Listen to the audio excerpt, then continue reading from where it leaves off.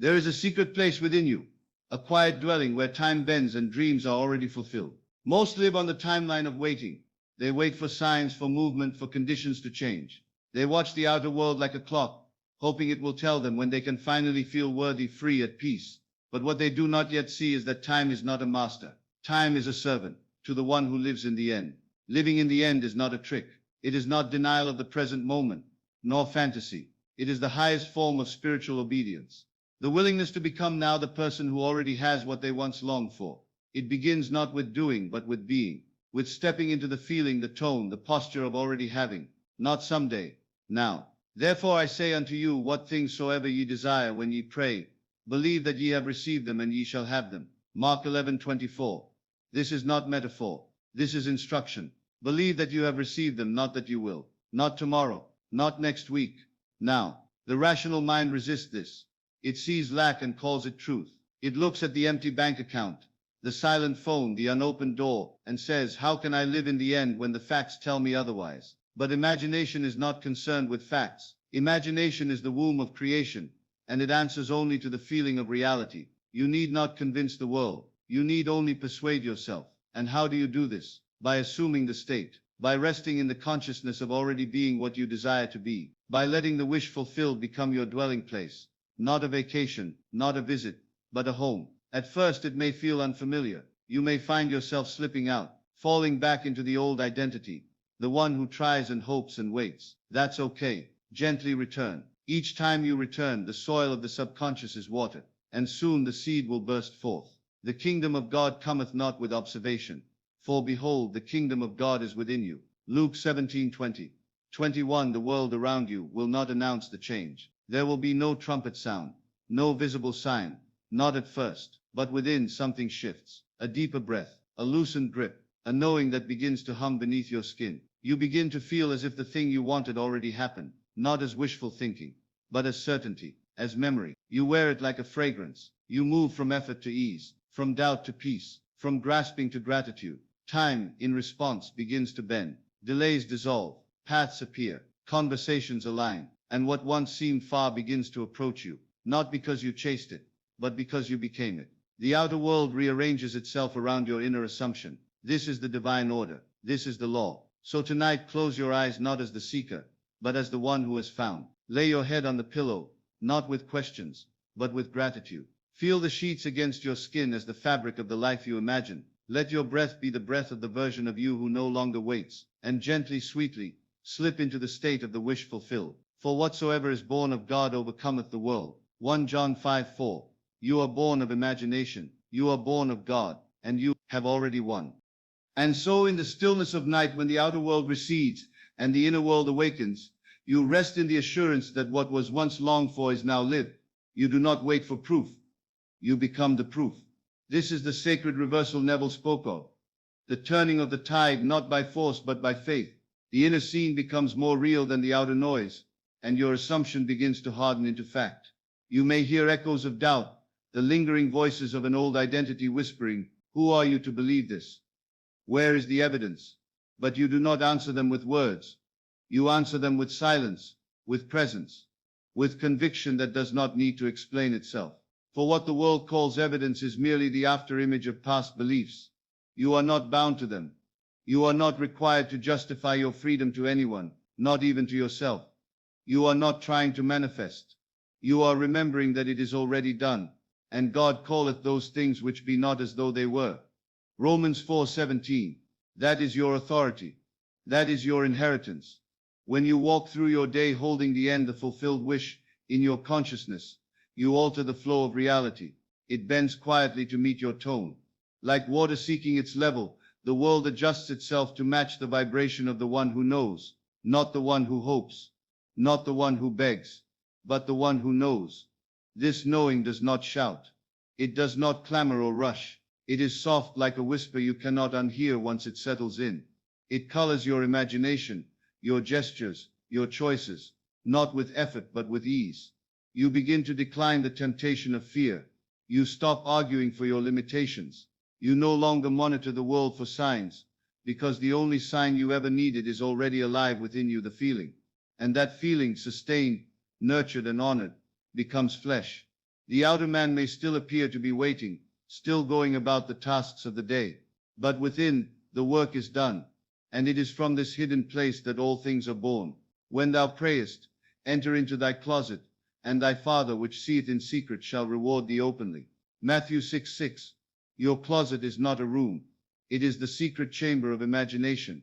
It is the invisible realm where the future is formed, not by labor, but by faith. And when you live from that inner chamber, you no longer chase, you draw. You no longer plead, you receive. Living in the end is the great act of surrender. Not surrendering the desire, but surrendering the timing, the logic, the how. You relinquish control not because you have given up, but because you have already received. In this state you carry yourself differently. Your words soften. Your eyes hold more light.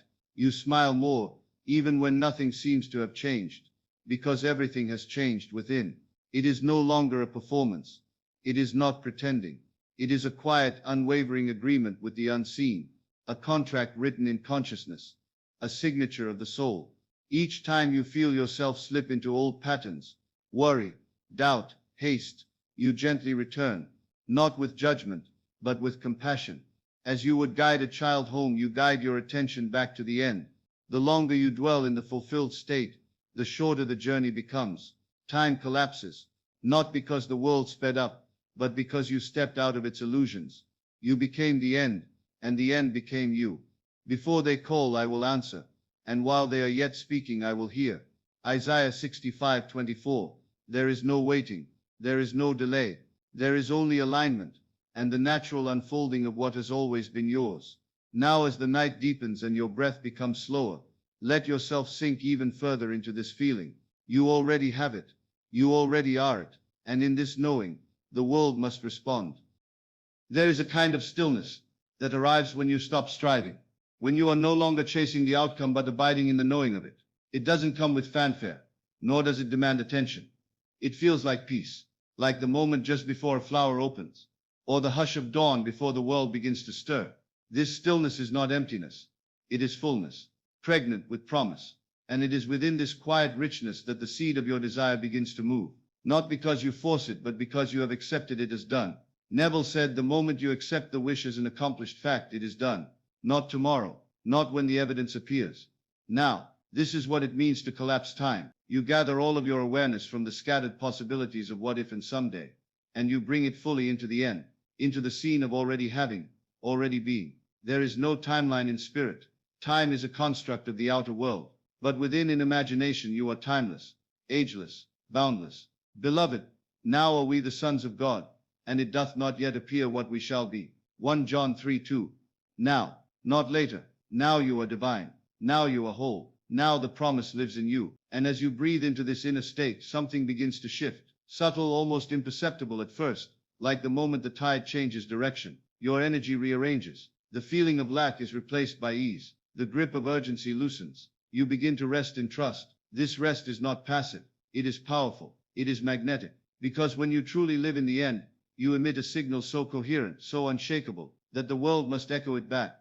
Events conspire. People move. Doors swing open. Not because you pushed them, but because you became the one who already walked through. And all along, the only work was inner. The only action that mattered was the action of assumption. Feel now the presence of the thing you once longed for, not as an outsider looking in, but as the living embodiment of it. What does the fulfilled version of you feel like? What is your tone, your rhythm? How does the air move around you when there is nothing left to prove? You are not visualizing as a means to get. You are visualizing because it is the truest expression of who you already are. You are not conjuring a fantasy. You are recognizing a reality, one more real than any appearance before your eyes. Faith is the substance of things hoped for, the evidence of things not seen. Hebrews 11:1. Faith is not blind. Faith sees what is invisible to the senses, but deeply familiar to the soul. And this is the secret.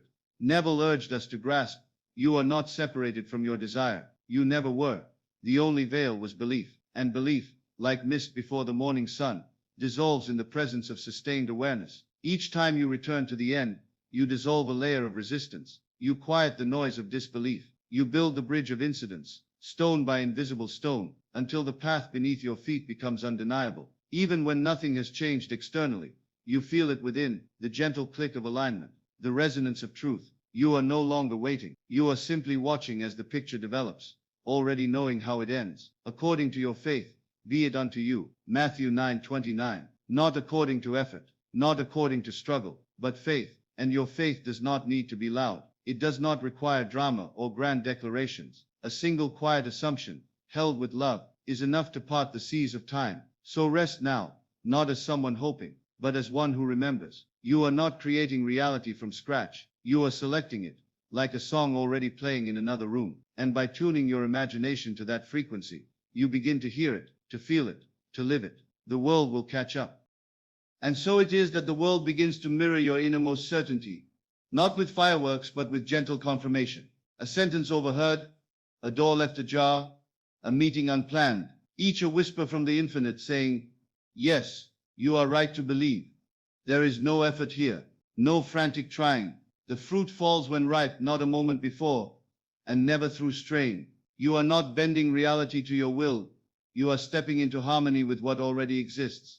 He calleth those things which be not as though they were. Romans 4:17. This is the mystery and the mastery. You declare it to be, not from arrogance, but from intimacy with the source that gives all things. You speak of the unseen as though it were seen, and in doing so it takes shape. Form follows faith. The feeling of the wish fulfilled is not a tool, it is the truth. And as you live from it, rather than for it, time, that old taskmaster softens. It becomes your servant. It bows to the authority of your assumption. Even now you may sense it, the subtle shift. How different the air feels when you move as someone who already has. There's no grasping, no looking over your shoulder for signs.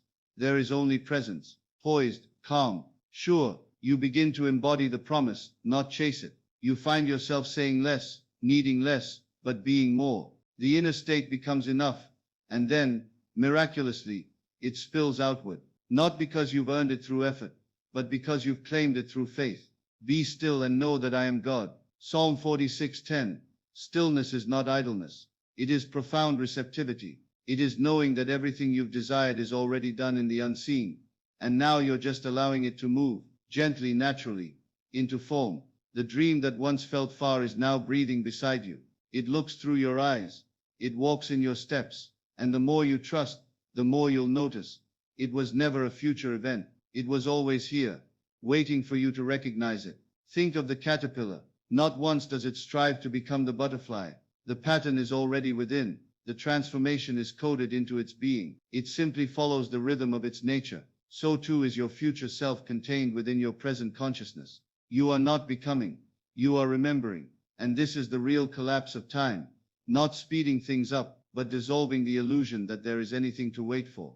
The end is not out there. It is within. Now, the scene you dwell upon in imagination is not a preview. It is the act itself. What things soever ye desire, when ye pray, believe that ye receive them, and ye shall have them. Mark 11:24. Believe that you receive them, not will receive, not hope to receive, but receive now, in this breath, in this stillness. And so tonight, as your eyes begin to close and your thoughts begin to drift, let yourself dwell in that sacred space, that holy inner sanctuary where you no longer try to manifest, but simply abide in the reality where it is already yours. Feel the softness of it, the warmth. Let it become as real as the bed beneath you, as steady as your heartbeat, because in this state you are doing the only real work there is, accepting that it is done. There will be moments, yes, when the outer world seems unchanged, when appearances tempt you back into effort or doubt. But remember, appearances are echoes, not facts. They are old recordings playing back what you once believed. Don't correct the mirror, change the face that looks into it. Dwell again and again in the end. Feel it, saturate your being with it, not in desperation but in deep peace. Let it become so familiar that any other state feels foreign. The more natural your assumption becomes, the faster the world rearranges. But even then, speed is not your concern. Peace is, certainty is, inner alignment is, and with that you rest, not in waiting but in having. There is a sacred simplicity in living from the end. It does not require striving, nor does it beg the world to change. It is a quiet revolution that begins within, a change of costume in the theater of your soul. You no longer rehearse the part. You take the stage as the one who is. The heart softens in this knowing, no longer racing toward a finish line, but resting in the garden of fulfillment. And in that rest, everything begins to move, Not through pressure, but through permission. The permission you grant yourself to be who you were always meant to be. According to your faith be it unto you. Matthew 9:29. Not according to your effort, not according to your plans, but according to the belief you hold deep within, the unseen roots that determine the visible fruit. You may smile now softly as you realize the question was never, how will it happen? But always, who am I being? For identity precedes manifestation. You are not here to get the thing. You are here to become the version of yourself for whom it is already normal, natural, inevitable. And this becoming does not require force. It only asks for surrender. Surrender to the deeper knowing, the feeling that rises not from logic but from spirit. When you live in the end, you stop chasing signs and begin recognizing them. A stranger's words, a sudden peace, a gentle shift in the air. All of it confirms what you already accepted in silence. There is no resistance in this way of being, only unfolding, as though the universe were leaning in to kiss your certainty, rearranging itself in honor of your inner stance. Delight thyself also in the Lord, and he shall give thee the desires of thine heart. Psalm 37. For desire is not something you must chase down. It is something that arises like a blossom drawn toward the light. And when you delight in the presence within, when you commune with the divine essence of your being, you become the soil in which every seed takes root. This is not about discipline. This is about intimacy, about sitting beside the infinite and whispering, I remember who I am. Let that remembering be enough tonight.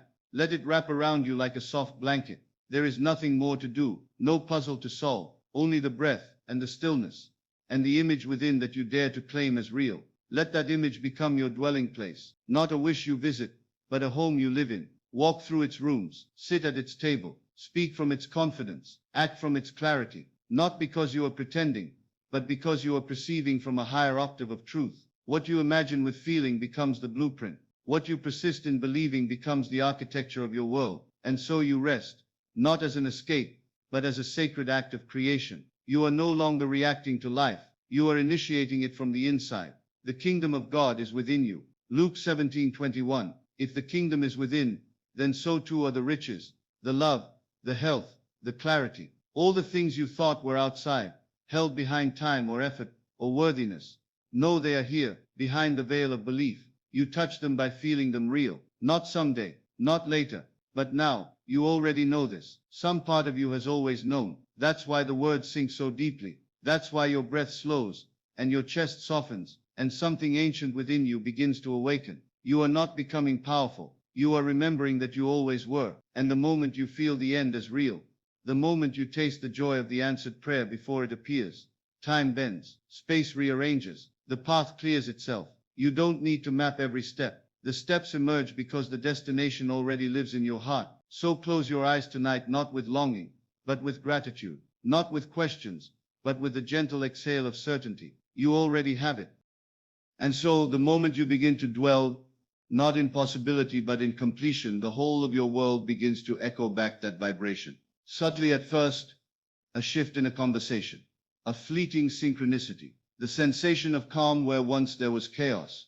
You may not even recognize it immediately, because when you truly live in the end, it stops feeling miraculous and starts feeling normal. That is the mystery of manifestation. It arrives disguised as everyday life, yet within the ordinary a divine orchestration unfolds. Before they call, I will answer, and while they are yet speaking, I will hear. Isaiah 65:24. This is not a promise delayed. It is a promise kept in timelessness. The answer does not wait in the distance. It lives in the dimension of your belief. And when your belief becomes embodied, your reality must mirror it. That is law. The world, as Neville said, is yourself pushed out, not in metaphor but in function. Your internal state is the projector, your imagination the real, your feeling the lens that sharpens the scene. So what are you showing yourself today? What inner film plays quietly beneath your outer actions? The moment you stop asking when and start assuming now, you cross a threshold. No longer entangled in time, you become aligned with eternity. The end is not ahead of you, it is within you. And to dwell in it is to become magnetized to the bridge of incidents that lead you there. This bridge need not be forced. It builds itself, brick by invisible brick. You will be guided through what Neville called the movements of life, conversations, impulses, delays, nudges, all stitched together into a tapestry that unfolds effortlessly, but never randomly. There is wisdom in the detour. There is purpose in the pause. Even the waiting is sacred if you wait as one who already has. For we walk by faith, not by sight. 2 Corinthians 5:7. This walk is not a sprint. It is a slow, sacred pace. You do not need to rush into what is already yours. Rather, you let it unfold through you, like breath through lungs, like light through glass. The power of imagination is not in effort, but in assumption. Not strained, not repeated with anxiety, but gently inhabited like a familiar coat. It is yours. You don't need to convince the mirror to reflect your image. You simply stand in front of it. So too with the world. It reflects not what you want, but what you are. To be in the end is to be still within. To stop rehearsing the middle and start expressing the outcome.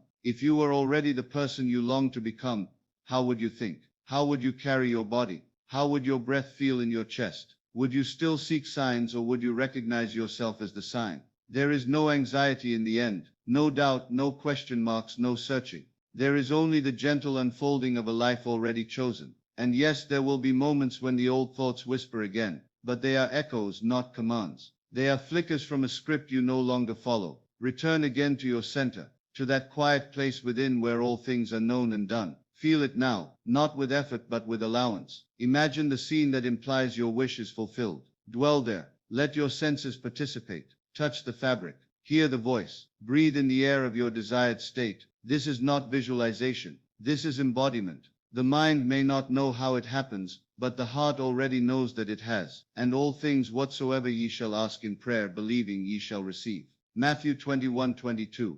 To believe is to already have.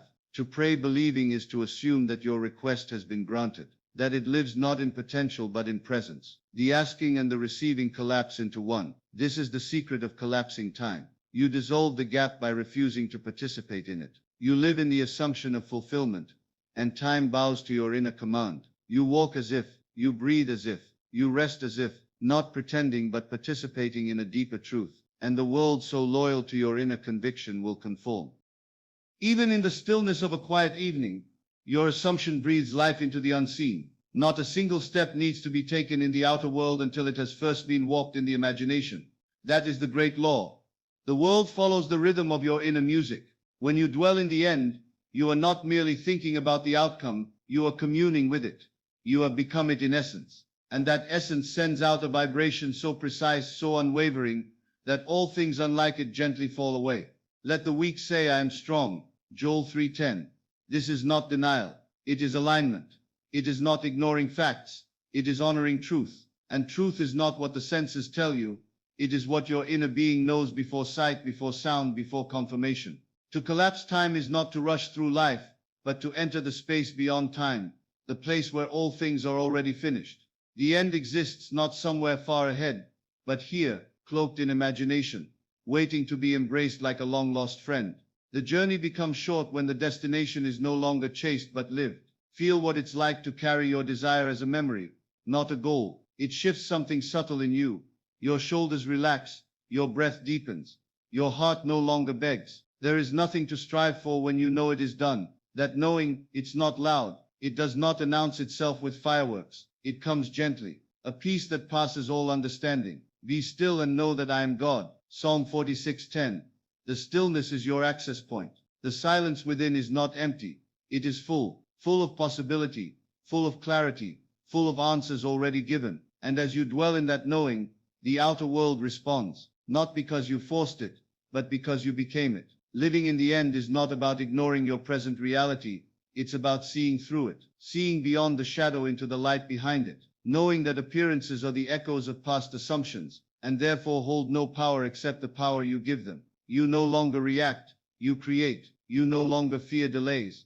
They become divine detours, part of the unfolding script your soul has already written. In this space, doubt fades. It cannot survive in the atmosphere of assumption, because assumption carries the weight of finality. It is finished. It is done. And God said, let there be light, and there was light.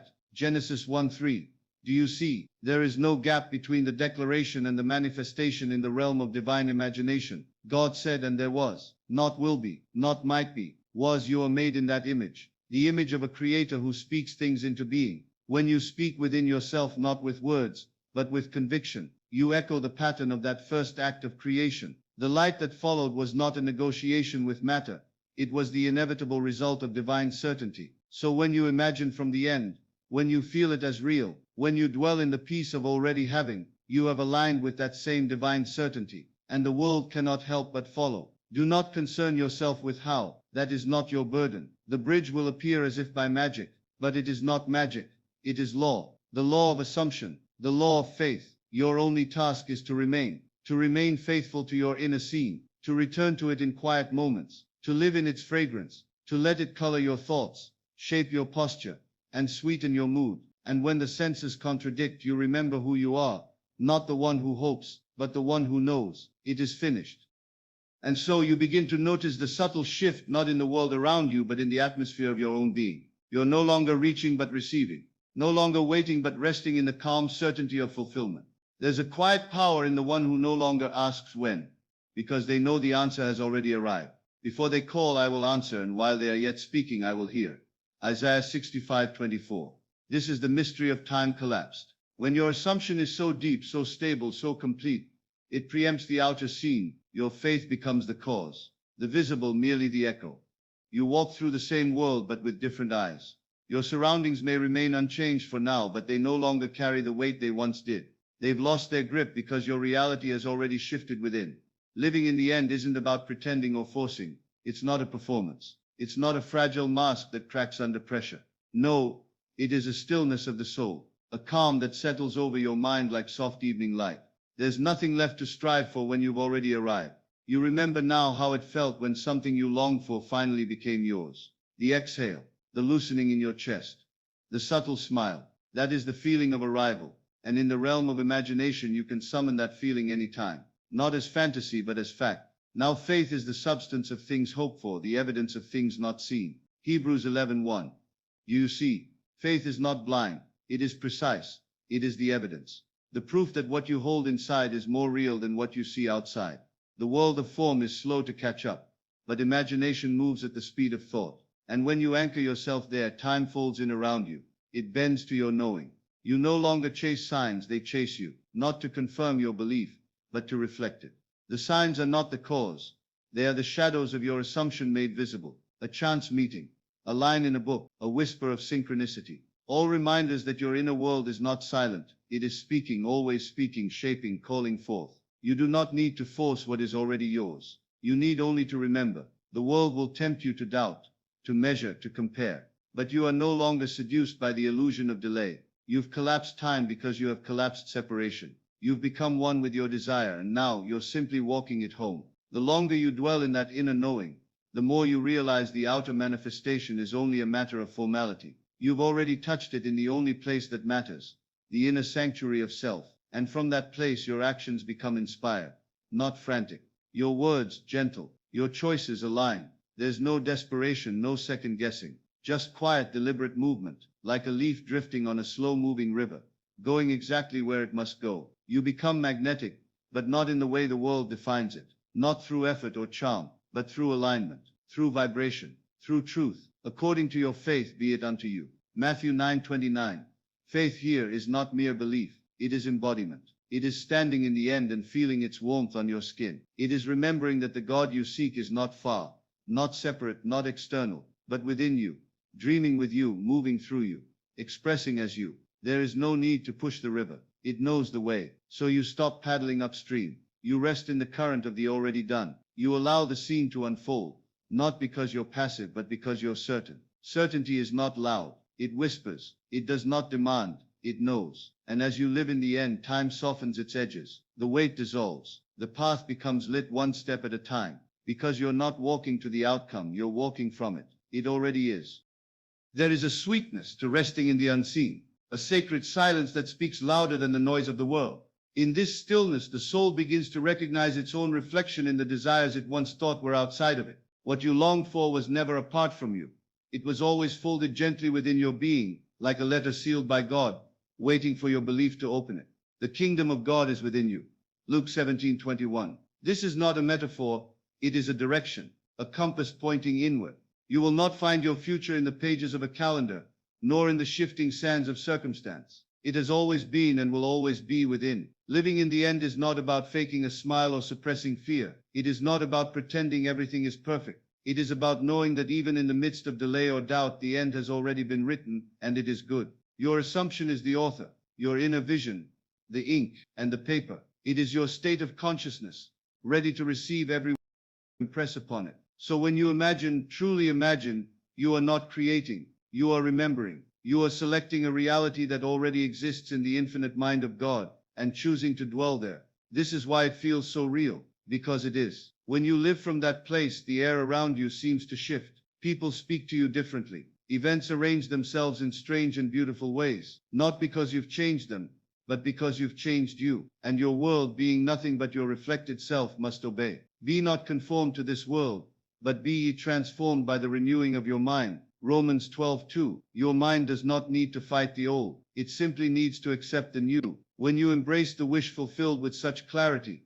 that it becomes your natural state, the outer must yield. But here's the tender truth. Sometimes the world won't change right away. Sometimes it will test your resolve, ask if you're sure, nudge you with doubts disguised as facts. And in those moments your task is not to panic, not to argue, but to remain. Remain in the end. Stay loyal to the unseen. You don't need to figure out the how. That is not your burden to carry. Just as a seed does not plot the unfolding of its blossom, neither must you strategize the arrival of your desire. Your job is to dwell in the feeling of it already being done, and to do so with such grace, such ease, that even your footsteps seem to hum with knowing. And yes, you may waver. That's human. But every time you return to the end, every time you rest there even for a few moments, you build a new structure within the soul, a stronger foundation, a deeper faith. Faith does not scream, it does not beg, it whispers, it is done, and then moves about its day with quiet conviction. As you drift deeper into this truth, you begin to understand why Neville taught not from theory, but from experience. He knew that the inner world was more real than anything the eyes could see. He spoke with the authority of one who had touched the invisible, and found it more solid than stone. What things soever ye desire when ye pray, believe that ye receive them, and ye shall have them. Mark 11:24. Believe that you receive them, not that you might, not that you will one day, but that you have already. This is the art of collapsing time. The end is not waiting in the future, it is waiting in you. So when you lie down tonight, breathe gently and enter the scene. See through the eyes of the one who already has what they once yearned for. Feel the weight of it in your hands, the ease in your breath, the peace in your heart. Let that version of you take root, and from that soil everything grows. And so with every breath that slows, every heartbeat that softens, you come to realize there is nothing more for you to chase, nothing more to earn. The prize is not out there waiting. The prize is you, resting in the conviction that it is already done. When you live in the end, you walk gently, not because you are uncertain, but because you are sure. There is no urgency in one who knows. Just as the sun does not rush to rise, nor the moon to cast its silver glow, your manifestations unfold in their own appointed season, and yet within you, it has already bloomed. To everything there is a season, and a time to every purpose under the heaven. Ecclesiastes 3:1. This season now is the season of inward harvest. It is the time to reap the inner knowing, not with frantic action, but with holy stillness. You close your eyes not to escape the world, but to see it as it truly is, not through fear, but through fulfillment. And when you open them again, you do not look for evidence. You become the evidence. There is a warmth that comes when you allow yourself to feel as though it is already yours. Not a forced emotion, but a gentle returning, a homecoming. The way a child curls into their mother's arms, with no question of being held. You rest in the assumption, not as effort but as ease. This is what Neville meant when he said, the world is yourself pushed out. If your world is a mirror, then it reflects not only what you think, but what you accept, what you make peace with, what you dare to claim as already real within. You see, the world cannot resist a soul that refuses to contradict its own vision. It bows to those who hold fast to the end, in spite of appearances. It bends, not to logic but to faith. Now faith is the substance of things hoped for, the evidence of things not seen. Hebrews 11:1. Faith is substance. Faith is evidence. Faith is the bridge between the invisible and the visible, and you are the builder. The structure of your assumption must be strong enough to house your future. That means it cannot be flimsy with doubt or fragile with need. It must be lived in, worn like a garment, familiar as breath. Imagine yourself walking through the hallway of your manifested life, not someday, but now. Your fingertips brush against the walls, your feet move across the floor of your fulfilled desire. You do not wonder when you already are, and this dwelling, this inner habitation, does not ask for time to catch up. Time becomes your servant. It rushes to align, to arrange, to yield, because the moment you are, the world begins to echo that truth. Do not worry if things feel quiet. Silence is not absence. It is incubation. The seed breaks not with noise, but with sacred tension. So too will your world shift, often unseen, often unnoticed, until one day, what you imagined appears, and it will feel familiar, not because you dreamed it, but because you lived it. You had already shaken the hand, already received the call, already heard the applause or laughter, or quiet sigh of completion. You had already smiled in gratitude for the life you now possess, not as wishful thinking, but as memory. This is how you collapse time, by ceasing to wait, and choosing instead to dwell, to reside, to breathe where your future self lives, and to stay there until that version of you is no longer distant, but dominant. Call those things which be not as though they were. Romans 4:17.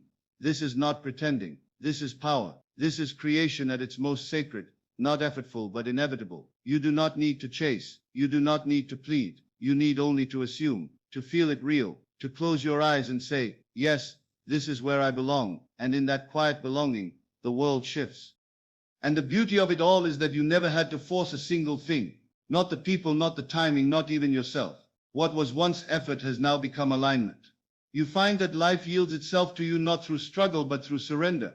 Not to circumstances but to the truth of who you are and what you've accepted as already real. There is a quiet power in knowing, not needing to explain, defend, or justify. When you truly live in the end, there is a silence around your confidence, a sacred hush that says, it is done, and no further argument is needed. You no longer ask, how will it happen, because the one who dwells in the end doesn't ask, they feel. As Neville taught, imagination is the only redemptive power, and in the stillness of your inner sanctuary, you imagine not just with pictures but with senses, with emotion, with a softness that whispers, this is mine, not someday, not eventually, but now. Be still, and know that I am God. Psalm 46:10. That stillness is not passive, it is active creation. It is the moment when your whole being aligns with the truth of God within, the I am, and from that place all things are drawn to you. You do not chase love, you are love. You do not hunt wealth, you live as one who is already prosperous. You do not seek approval, for you walk as one who is already chosen. And in this resting state the world reshapes itself around you. Circumstances shift like sand beneath your feet, forming the very structure you've declared within. The old self might whisper, but I don't see it yet, and yet faith replies, it is seen already in the only place that matters. For we walk by faith, not by sight. 2 Corinthians 5:7. To walk by faith is to walk ahead of the evidence. It is to lead the seen world with your unseen conviction. And when you understand this, you no longer wait for signs. You become the sign. Your energy, your posture, your decisions, your breath, all of it becomes a testament to the reality you've assumed. There's no more checking if it's working, no more questioning your progress, because you've stepped out of the process and into the promise. You begin to think as one who has it, to speak as one who lives it, to feel as one who is already there. It becomes second nature, as natural as breathing, as normal as sunlight. And with every repetition, your imagination becomes flesh. Not metaphorically, but literally. The invisible takes on form because you dared to dwell in it. This is not fantasy, it is scripture. And the Word was made flesh and dwelt among us. John 1:14. The Word is your assumption. The dwelling is your inner state. And the flesh is the life you now live. No more oscillating between belief and doubt. You anchor yourself in the end and you remain there. Not stubbornly, but peacefully. You choose that world over and over again until it becomes your only reality. And even if the outer world offers contradiction, you do not flinch. You do not argue. You do not panic. Because the inner world has become more vivid, more alive, more convincing than anything the senses could report. You understand now. It is not time you must collapse. It is resistance. For the only thing time ever did was obey your hesitation. But in your acceptance, time bends. It folds. It evaporates. And what you thought would take years suddenly feels close, intimate, like something already in your hands. Can you feel it now? That gentle hum beneath the silence, that quiet celebration in your chest. That is your end already here, waiting for nothing but your consent. And as you breathe it in, the question no longer remains. You are already there. And so in the stillness of your knowing, the world slows to meet your rhythm. What once seemed distant begins to feel inevitable, as though the very fabric of reality has shifted to accommodate your vision. It is not arrogance, it is intimacy with your own creation. You have touched the unseen, and now the seen responds. Call those things which be not as though they were. Romans 4:17. That is not pretense. It is truth. The Eternal speaks this way. God within you declares realities that appear not, and by the power of assumption they become. To live in the end is not to act with effort, but to rest in certainty. It is the feeling of placing your head on the pillow after a long day, knowing the work is done, the path secured. You do not rehearse the journey, you revel in the destination. And this feeling, this exquisite, effortless knowing is magnetic. Everything begins to find its way to you. Ideas spark, people align, doors open without your knocking. For you are no longer trying to manipulate life from the outside. You have moved within to the only place creation ever truly begins. You are not wishing anymore. You are not even hoping. You are being. And in that being you do not collapse time in the conventional sense. You transcend it. Time becomes irrelevant. You no longer count days or hours or weeks. You are suspended in the moment of fulfillment where nothing is missing and everything is. Before they call, I will answer. While they are yet speaking, I will hear. Isaiah 65:24. This is the mystery. The world doesn't wait until you're ready. It responds the moment you are willing to feel it, to believe it, to rest in it. Not when the evidence appears, but when the assumption settles. And so the man who walks with the end in his heart does not move like the man who waits. He walks slower but with more certainty. He speaks less but with greater clarity. He listens more, not because he doubts, but because he trusts that all answers will rise to meet him in their own time. You begin to cherish the waiting, not because you are without, but because you know what is coming is already yours. There is an invisible richness in that still expectancy, a quiet joy that hums beneath the silence. It is a song only you can hear, a lullaby of fulfillment already won. To him who has more will be given. Matthew 13:12. And what is it you have? A state, a feeling, a belief so anchored in the end that nothing can disturb your inner peace. Even when others question, you do not defend. Even when the world appears unchanged, you do not flinch. You have tasted the fruit in the garden of imagination, and that taste cannot be forgotten. It is not the outer action that brings it to pass. It is the inner knowing, the sacred repetition of living the scene, feeling the tones of reality, bathing your senses in what already is. And soon what was once imagined will arrive, not as a surprise, but as a gentle confirmation. Of course it came. It was always coming. You were already there. There is a softness that begins to shape your life. Rigid control dissolves. Force fades. Struggle releases. You are guided by ease, not because you are lazy, but because you are aligned. Because you are no longer reacting to the world, you are writing it. And in this sacred unfolding, you understand that time has never been your enemy. It is a servant. It rushes to accommodate your faith, your persistence, your stillness. It bends to belief. And now you sit in that space between breath and thought, between desire and form, and you smile. Not because it's here, but because it never left. Because you were never separate from your desire. You were only learning to see it without your eyes. And now you do. It becomes clearer now. What once felt like a distant dream is not approaching you from afar. It is unfolding from within. The seed was never outside you. The garden of fulfillment was always planted in the soil of your imagination, waiting only for the warmth of belief to bring it into bloom. And when you water it with persistence, when you tend it with stillness and nourish it with love, it begins to rise, not in haste, but in harmony. The kingdom of God is within you. Luke 17:21. Not above you, not around you, within. That sacred center of creation does not ask permission from the world. It only asks one thing of you. Will you dare to believe it's already done? To live in the end is to say yes to that question again and again, even when appearances suggest otherwise, especially then. For the moment appearances clash with your vision is the moment your assumption begins to take root. This is not pretending. It is the most honest thing you can do. Pretending tries to imitate. Faith inhabits. When you live in the end, you don't try to act like someone who has it.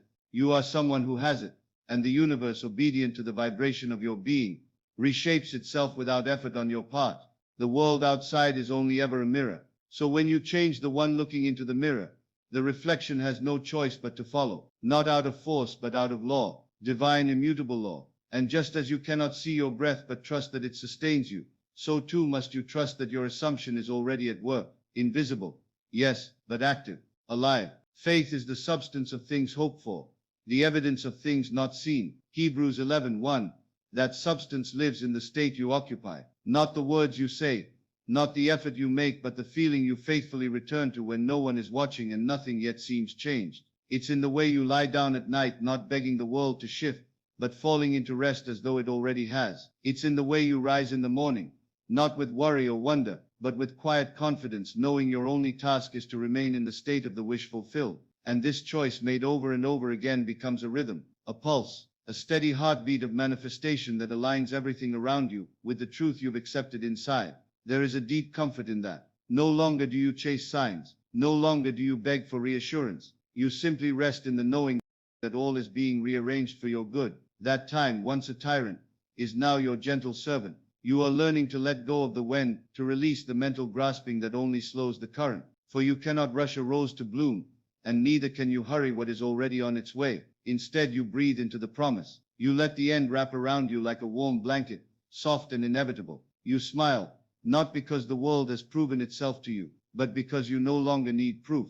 You've moved beyond it. The proof is the peace you now feel. The proof is the calm in your chest, the ease in your steps, the gratitude that flows for no external reason at all, because you know you already are, and what you are must manifest. Let the vision rest gently in your heart now. Let it be like the gentle tide rising steadily, without force, without noise. Let it soak into your being so deeply that even your silence speaks it. You are already there.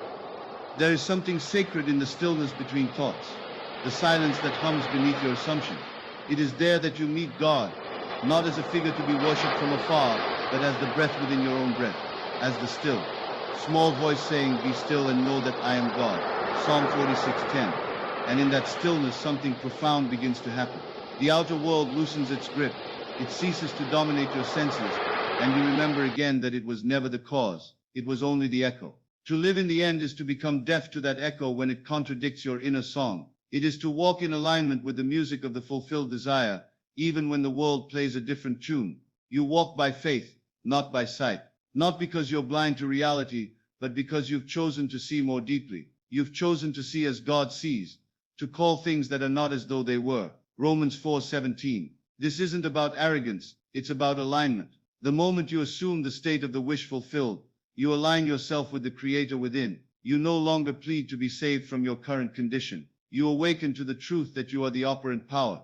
This is why Neville would say, "Dare to assume," because it requires courage, not bravado, but spiritual courage, to detach from appearances, to stand still in the face of contradiction, and to say inwardly, "It is done." You are not merely imagining a better future. You are stepping into the awareness that it already exists, that you are not creating something new. You are selecting it from the infinite, the version of you that has already received it, lived it, rejoiced in it. That is the self you now choose to embody, and in choosing it, you collapse the distance. Time bends to consciousness. Circumstances reshape themselves to reflect the one truth you dare to embody without apology. You already are. There is no waiting in the kingdom of heaven.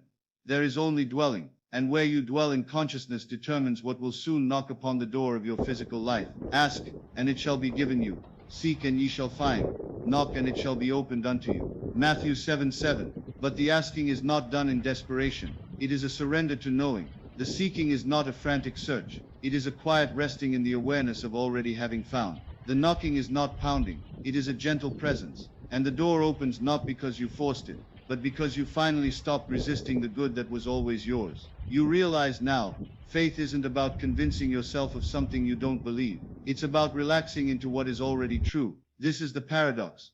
The more you try, the further you feel. But the moment you rest, you are there. So tonight, or whenever the noise of the world becomes too loud, return to this stillness, not as escape, but as your home, your sanctuary, the dwelling place of your fulfilled desire. See yourself there, not as a visitor, but as a resident. Smell the air of your answered prayer. Hear the silence of a mind no longer striving. Feel the ease in your chest, the warmth in your hands, the glow of contentment on your face. Let the imagination dress you in your triumph. Let it clothe you in the feeling of your wish fulfilled, until it fits so well you forget you were ever without it. Because that forgetting is remembering. It is remembering who you truly are, beneath the stories and fears and delays. You are the one who dwells in the end, not anxiously, not conditionally, but effortlessly. And as you dwell, you dissolve the illusion of time. You bypass the resistance. You become the embodiment of answered prayer. Let this truth settle deep now, like soft rain upon fertile soil. Let it nourish you. Let it carry you.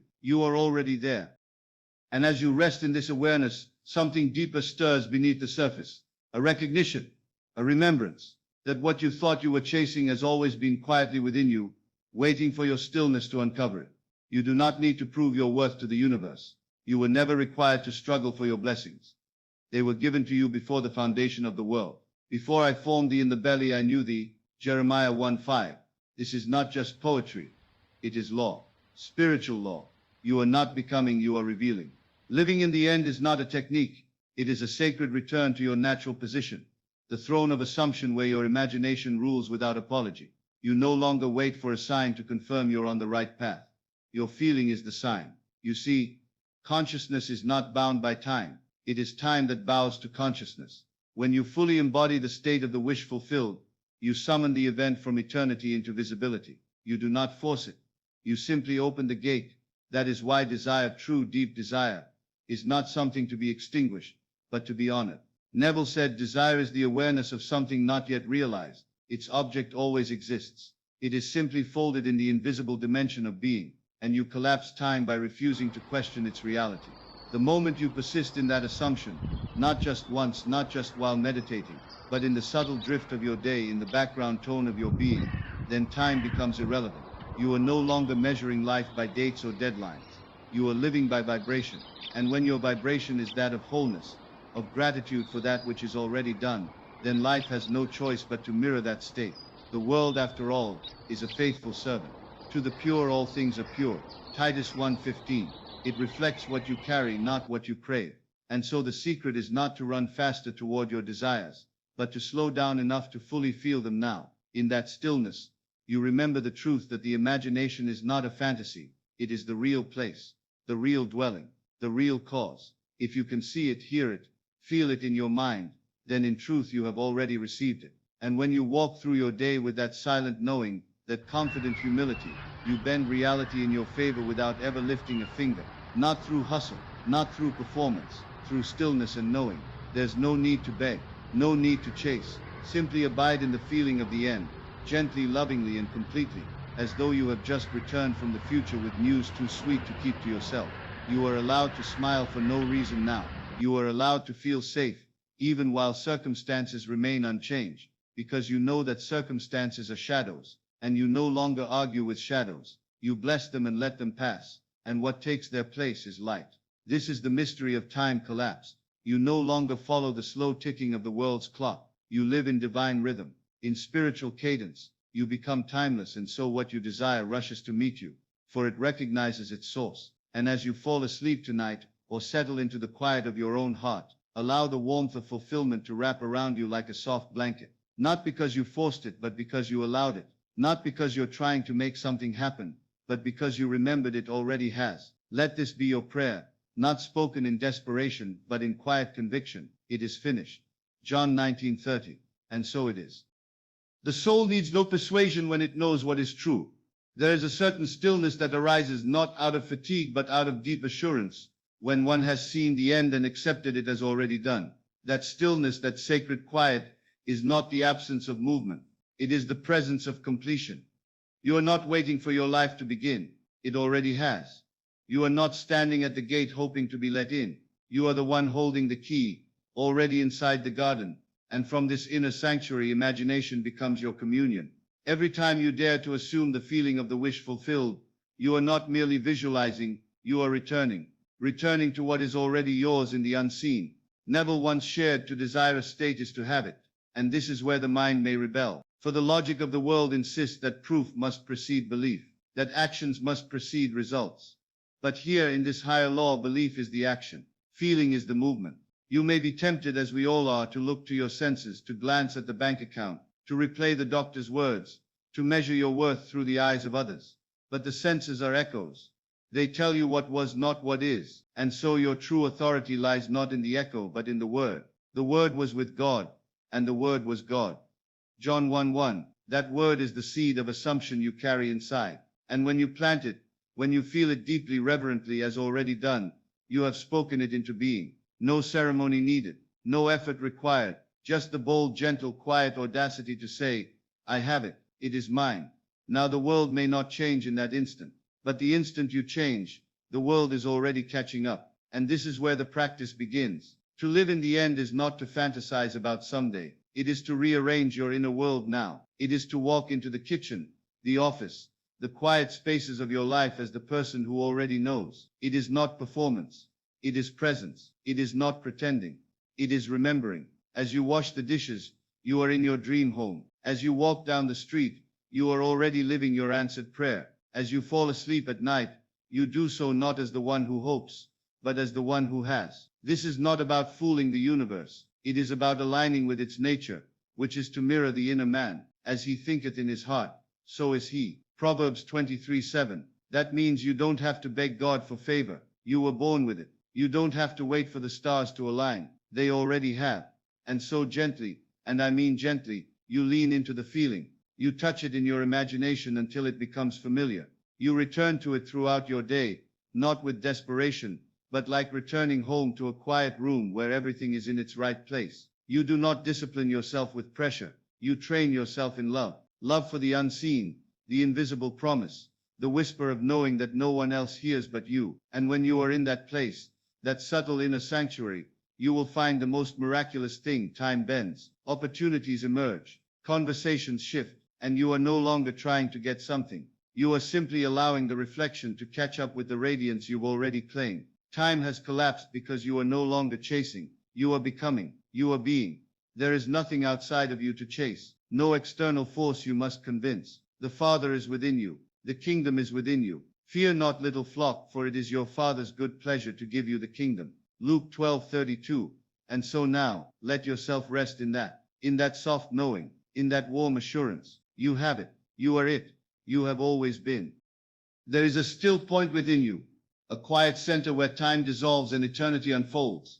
It isn't loud. It doesn't beg for your attention, but it's there beneath the noise, beneath the striving, waiting only to be remembered. When you live from the end, you are no longer at war with the delay. You are no longer waiting for something to happen to feel differently. Instead, you feel as if it already has, and the feeling becomes your reality. The outer world may catch up in its own rhythm, but within you the work is done. This is not delusion.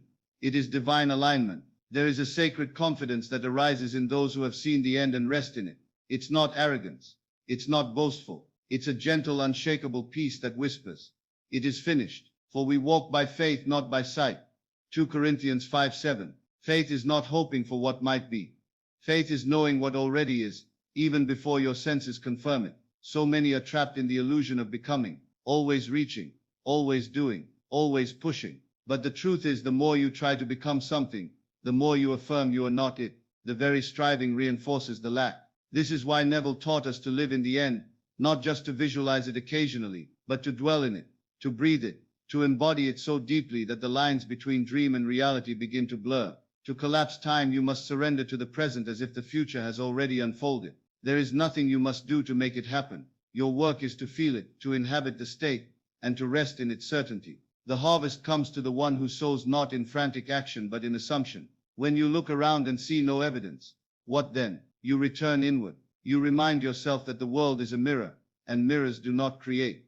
They reflect. When the reflection hasn't shifted yet, it is not a failure. It is simply the image catching up with the light you've turned on within. Be still and know that I am God. Psalm 46:10. Stillness is not passivity. It is power without tension. It is assurance without effort. The most fertile soil is the one left undisturbed after the seed has been planted. You wouldn't dig up a seed every day to see if it's growing. You would trust the process. You would water it, provide sunlight, and allow nature to do what it has always done. In the same way, your assumption, felt as real, believed as already true, is the seed. Imagination is the soil. Emotion is the water. And your stillness is the sun. You radiate the feeling of already having it, already being it, already living it. There's no need to force it. There's no rush. Even when the mind wants to grasp and control, even when doubt whispers its tired questions, you breathe deeper. You remind yourself that imagination is not weaker than the world. It creates it. And so day by day, moment by moment, you surrender more fully to the state of the wish fulfilled. You become less reactive to appearances and more anchored in vision. You walk with the feeling of it. You speak from it. You plan your day from it. You fall asleep in it. And this gentle act of living in the end changes everything. Not because you manipulated time, but because you rose above it. You tapped into the eternal, the realm where all things are now. And there you will find that time bends not through effort, but through alignment. You collapse time when you no longer see the desire as distant, but as present. You collapse time when you stop reaching and start resting. Because to live in the end is to live in God, and in God there is no delay. Before they call, I will answer. While they are yet speaking, I will hear. Isaiah 65:24. You are heard, you are heard, you are held, you are held, you are already what you seek. And as this knowing sinks deeper, past the intellect, past the logic into your being, you'll notice the shift, not outside but within. A calm arises, a certainty glows, and you'll smile, not because you've received it, but because you remember, you never lost it. And if you truly understand this, that the thing you long for is already yours in consciousness, then the struggle can finally end. You no longer have to fight your way into a new reality. You rest your way into it. It's a gentle shift, like the tide that turns without sound. One moment you're waiting, the next you realize you were never waiting at all. You were just remembering. The world may still look the same for a little while. The faces, the places, the routines, they might not change overnight. But within you, the light has turned on. And once it does, there is no going back. You may walk the same path, but it no longer feels like walking. It feels like gliding, floating on a stream that knows exactly where it's going. You stop pushing. You stop needing. And yet you receive more. Delight yourself in the Lord, and he will give you the desires of your heart. Psalm 37:4. To delight is to enjoy the state, not to plead for the outcome. You find joy in the assumption. You fall in love with the feeling. And as you do, life meets you in that place. Not because you begged for it, but because you became it. Neville often reminded us that your imagination is God, and God does not guess. God declares. When you say, I am, you are not merely speaking words, you are creating. You are choosing a state and giving it life. Let the weak say, I am strong. Joel 3:10. Not I will be strong someday, but I am. This is the divine secret that collapses time. To speak from the end, to feel from the end, and to live as though it is already so. Imagine a woman who longs to be a mother. She does not pace the floor wondering when it will happen. In her quiet moments, she holds the baby in her arms. Not physically, but inwardly. She rocks it. She sings to it. She prepares the nursery not in desperation, but in joy. In her world within, she is already a mother. And because she lives in that state, the world without has no choice but to conform. The delay is not punishment.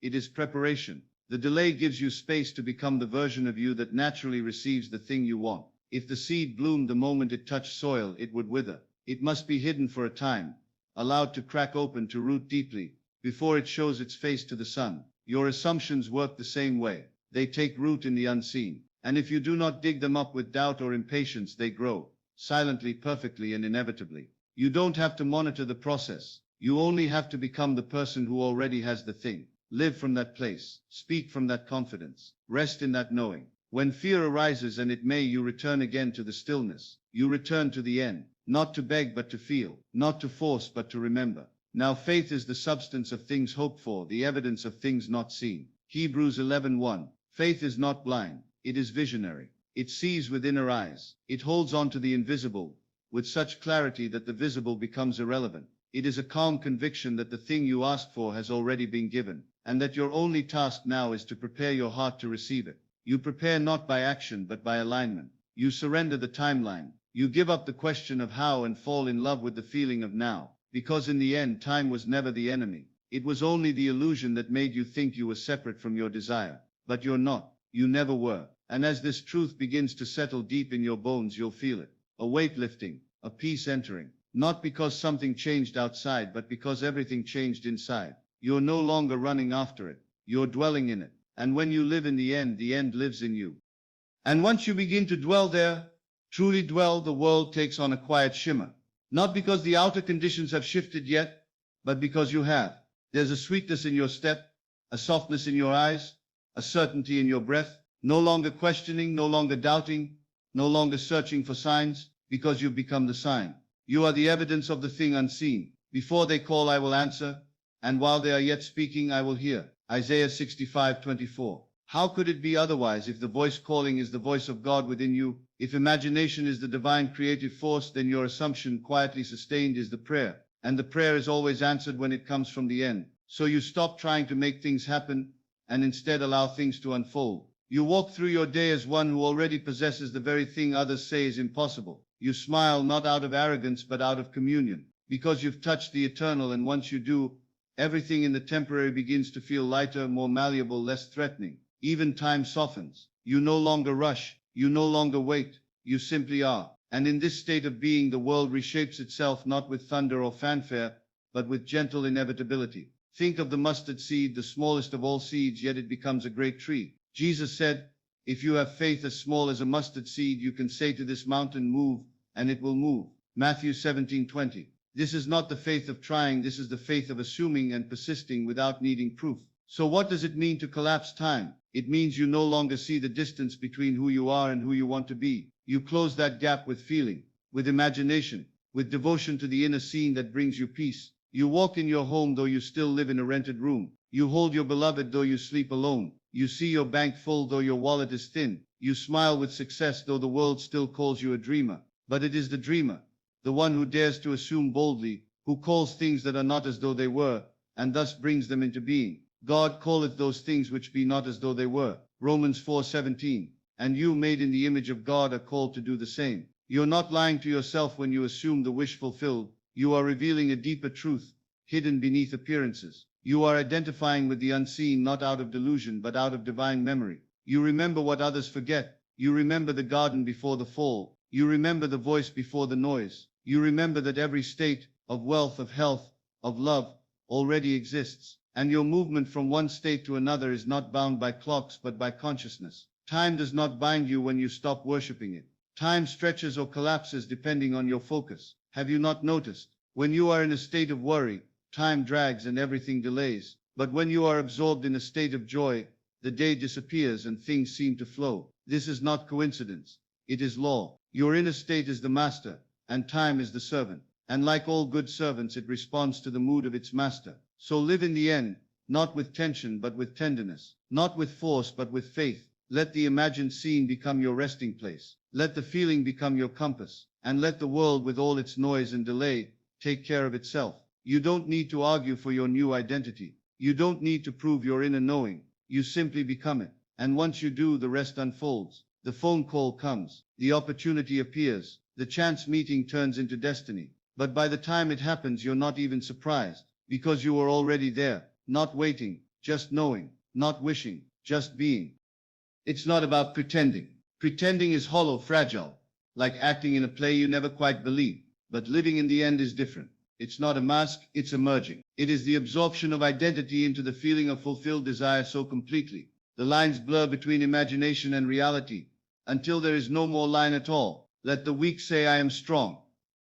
Joel 3:10. That's not advice to deceive oneself. That's an invitation to align with truth, not the visible truth of circumstance, but the eternal truth of consciousness. Because your identity is not what the world names you. It's what you accept as true in the silence of your being. To collapse time is to walk as if what you desire has already happened, until the world bends to meet your inner knowing. There is no resistance in this walk. It's not a push against the world.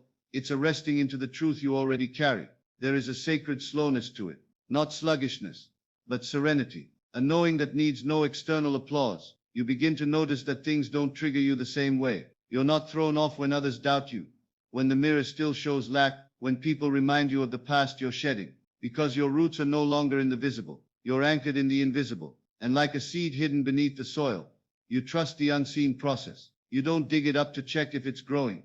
You nurture it with faith, with stillness, with quiet celebration, because you already know what blooms beneath. For we walk by faith, not by sight. 2 Corinthians 5:7. Faith isn't blind. It sees more clearly than the eyes ever could. Faith sees the end as now. Faith feels the end as here. So when someone asks, how can I collapse time? The answer is simple, though not always easy. You must feel your wish fulfilled more consistently than you feel the absence of it.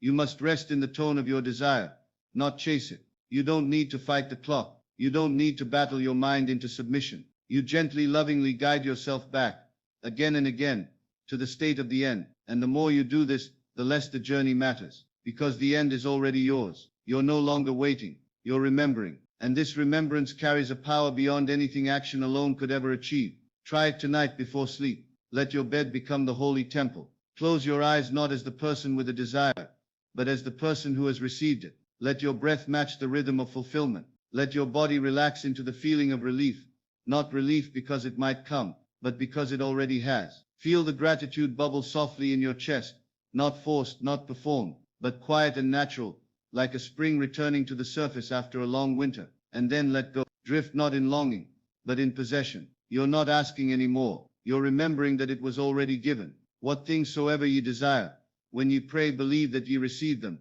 and ye shall have them. Mark 11:24. It is done. This is the posture of the one who collapses time, the one who lives in the end with such quiet assurance. The universe bends gently, steadily, to reflect it. There's no need for tension, no need to wonder if you're doing it right. If the feeling is true, if it brings peace, if it settles your soul into stillness, you are there. And from that place the ripples move, not because you tried to control them, but because the tide has already turned. It is in stillness that truth speaks the loudest. When the mind is no longer trying to manage, strategize, or calculate, something softer, deeper begins to rise.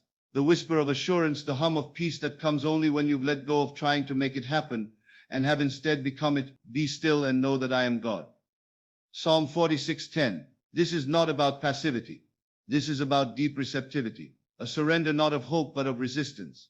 You do not need to strive for what is already yours. You do not need to reach for what lives within you. You simply need to relax into the felt sense that your prayer has been heard and answered. Time folds here not because of effort but because of alignment.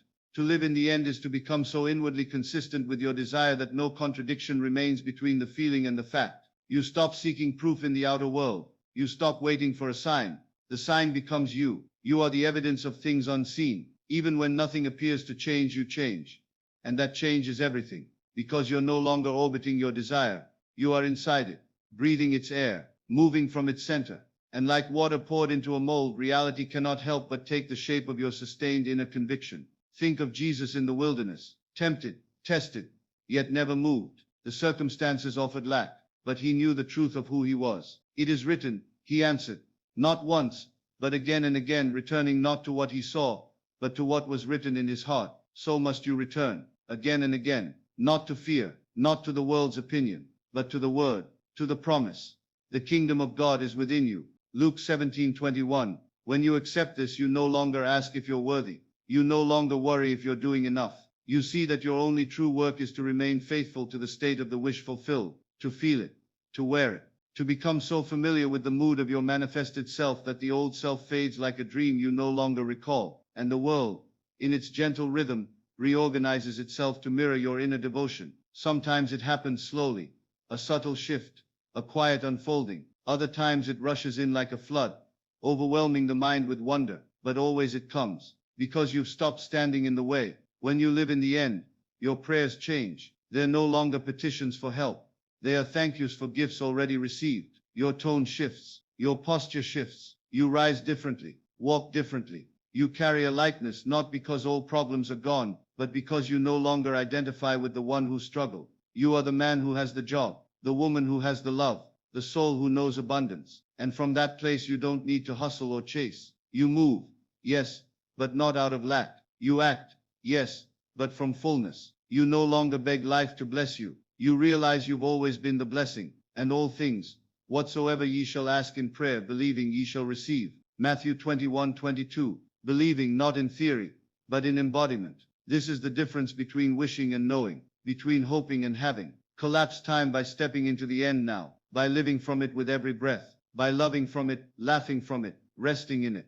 And in doing so you become magnetic, not to outcomes alone, but to peace, to the presence of God which was never outside of you to begin with. Let this feeling wrap around you now. Let it soften the places in you that once held tension. Let it warm the corners of your heart that still question, will it come? Let them melt in the fire of this truth. It is already done.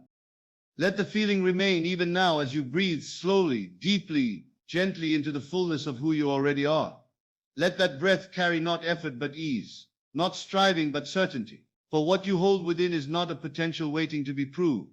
It is the essence of God expressing through you. It is Christ in you, the hope of glory. Colossians 1:27. You are not becoming the version of yourself who has the thing. You are returning to the knowing that you've always been that version. The illusion of distance was only a forgetting, but now you remember. And in remembering, time collapses because there is no time in God.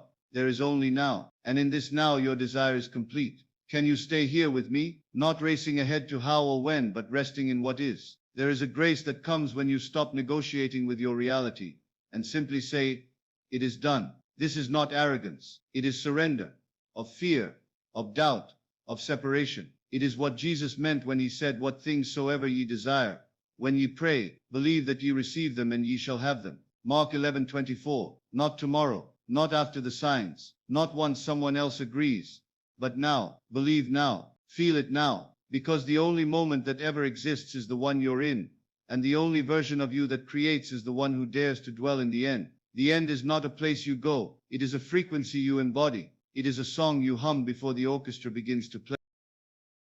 And when you hold that note long enough, the world tunes itself to your melody. That's why Neville spoke of assuming the feeling of the wish fulfilled, because life responds not to your words but to your state. You could say all the right affirmations, script for hours, visualize in perfect detail. But if the undertone is still lack, still doubt, still hoping it works, the outer will reflect that wavering. But when you settle, when you sink into the knowing that it already exists in the invisible, that your only task is to feel it real, everything shifts. People come forward, opportunities arrange, paths open where there once were walls, and it will feel often as if life is reading your mind, because in a way it is. Consciousness is the only reality, and what you are conscious of being is what must reflect. You do not get what you want, you get what you are. So who are you being? Are you being the one who waits, or the one who knows? Are you being the version of yourself that prays from separation, or the version that gives thanks from fulfillment?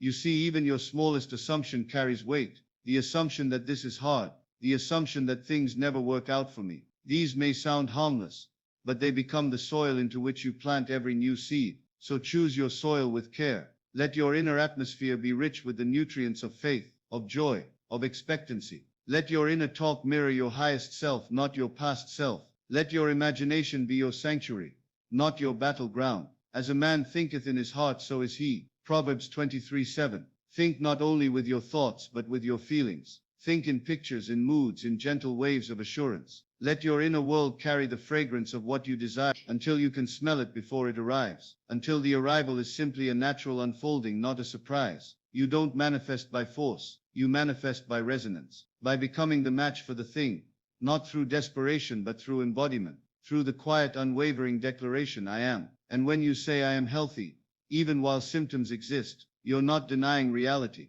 You're choosing which reality you will dwell in, which one you will water, which one you will become. This is not delusion, this is creation, because faith is the substance of things hoped for, the evidence of things not seen. Hebrews 11:1. Stay in the feeling.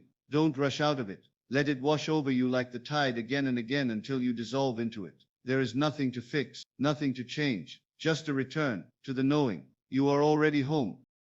And so, if you're already home, why knock on the door of what is yours? Why beg for entry when the key is in your hand? So many walk through life like tenants instead of owners, peering through the window of their desires, doubting whether they're worthy to enter. But the truth is not in what the world reflects, it is in what you accept. Neville said it simply, to desire a state is to have it. Desire is not absence. Desire is presence calling to itself. It is your higher self whispering, this is already yours. Come closer, claim it. And how do you claim it? You do not grasp with your hands, you embrace with your heart. You do not run toward it, you rest in it. You imagine lovingly, not anxiously. You do not stare at the clock, measuring time, questioning the pace. You sink deeper into now, letting time fold inward like soft linen, creased not by stress but by trust. Trust is the fabric that holds the unseen together, the invisible threads that stitch the pattern of your life. And when your trust is whole, there are no loose ends, no ragged edges of what if, just the smooth, silent flow of consciousness moving toward its likeness. Be still and know that I am God. Psalm 46:10. Stillness is not passivity. It is power in its purest form.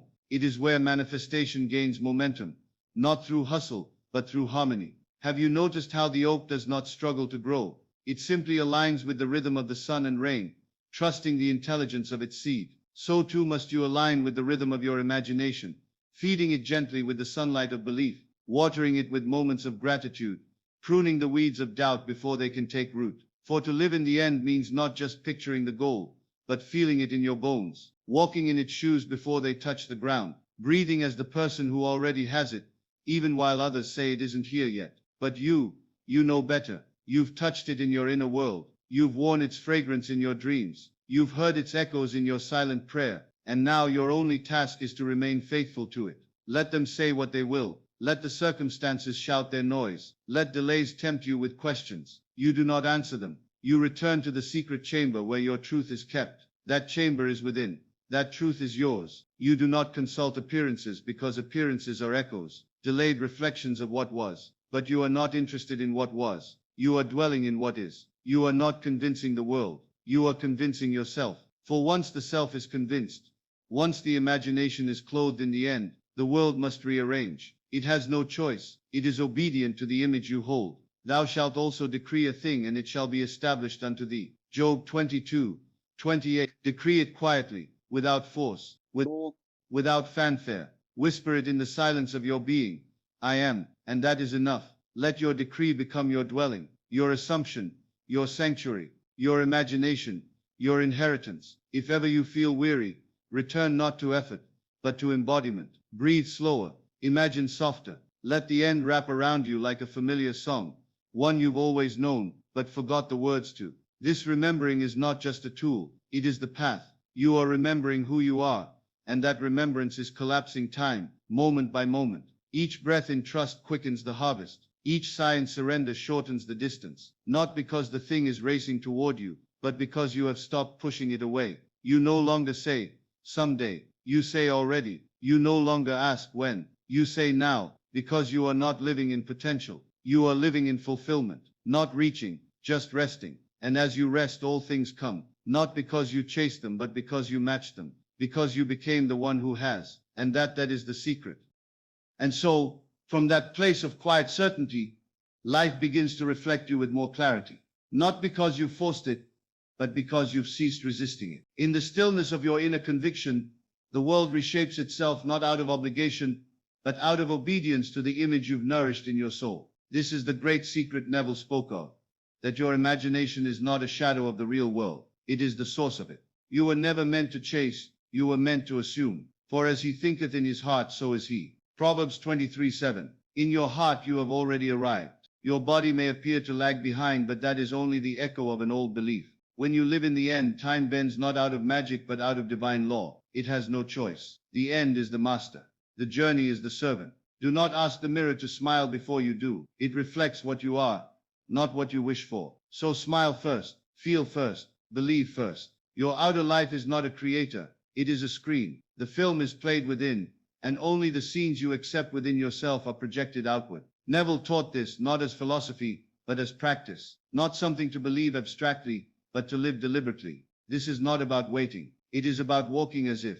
You wake up in the morning, and before your feet touch the floor, you enter the feeling, not of wanting it, but of already being it. You breathe as though it were done. You look at the world through eyes that see completion, not distance. This is not delusion. This is dominion. You are not pretending. You are embodying. To pretend is to hope. To embody is to know. And knowing, quiet, sacred knowing, collapses all the distance between desire and fulfillment. It folds time inward until what was future becomes now. Now faith is the substance of things hoped for, the evidence of things not seen. Hebrews 11:1. It is not a question of when it will happen, but when you will allow it.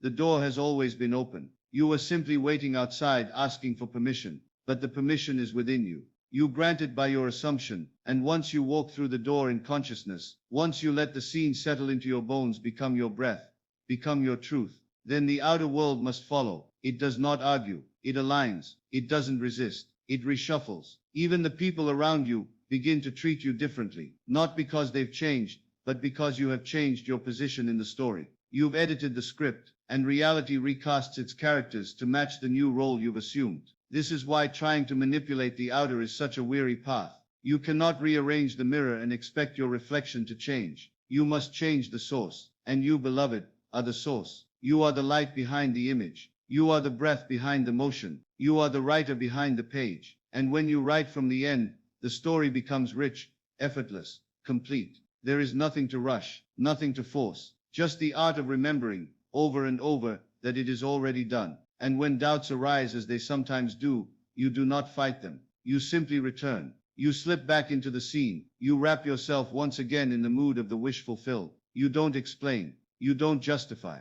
You feel, you imagine, you assume.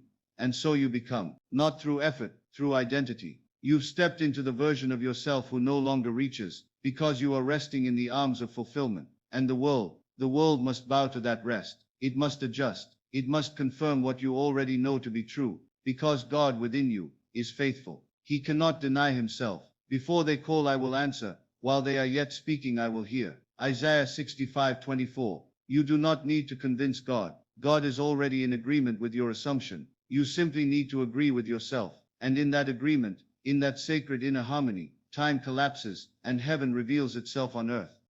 When you sit quietly and allow your breath to slow, something ancient within you awakens. It's not loud. It doesn't demand. But it whispers truth in a way the world has forgotten how to hear. That whisper says you already are. Not becoming, not earning, not proving, simply being. And in that being there is fullness.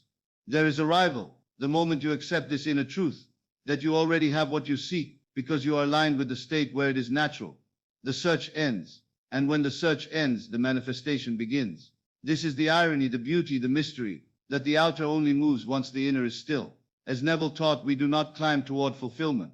We descend into it through imagination. We don't beg the future to arrive. We remember it, because what you call the future is simply the seed you plant in the present. To everything there is a season and a time, to every purpose under the heaven. Ecclesiastes 3:1. But you are not bound by time as the world believes. You are bound only by state. Shift your state, and time must bend to accommodate. When you dwell in the end, truly inhabited, you are no longer waiting. You are no longer measuring progress. You are no longer checking for signs. You have left the realm of hoping and entered the realm of being. And from this sacred place you respond to the world differently. You carry yourself with the quiet certainty of someone who has already arrived. It's not arrogance. It's alignment.